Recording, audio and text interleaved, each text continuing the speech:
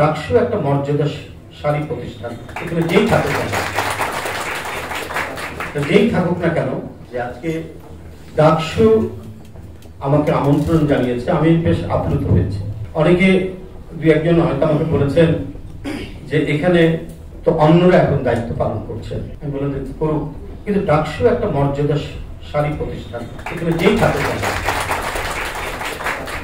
থাকুক না কেন তারা যখন আমাকে বলেছেন, আমি সেখানে গিয়ে আমার যে চিন্তা, আমার যে ভাবনা, তার যতটুকু সম্ভব আমি সেটা তুলে ধরার চেষ্টা করব। আমি সেটা এসেছি এবং যে ছাত্র তরুণ বন্ধুরা ডাকসুর নেতৃত্ব দিচ্ছেন, আমি শুধু বলবো, আমার কাছেও অবাক লেগেছে।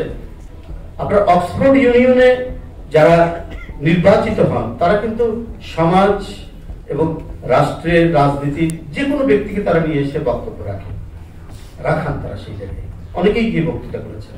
কিছুদিন আগে ভারতের বুদ্ধিজীবী এবং রাজনীতিবিদ শশী থারুরকে নিয়ে যে বক্তৃতা করেছিলেন, এবং শশী থারুর সেই অক্সফোর্ড ইউনিয়নের বক্তৃতায় ব্রিটিশ 200 বছর কি অন্যায়গুলো করেছে খুব সুন্দরভাবে সেখানে বর্ণনা দিয়ে। এটাই হচ্ছে ডেমোক্রেটিক নর্মস।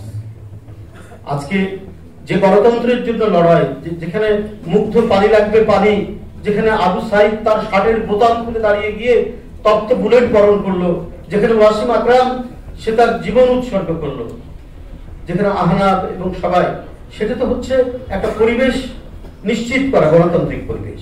বিশ্ববিদ্যালয় বাংলাদেশের সর্বোচ্চ আলমা ম্যাটার, এখানে নির্ভয় মানুষ যাবে।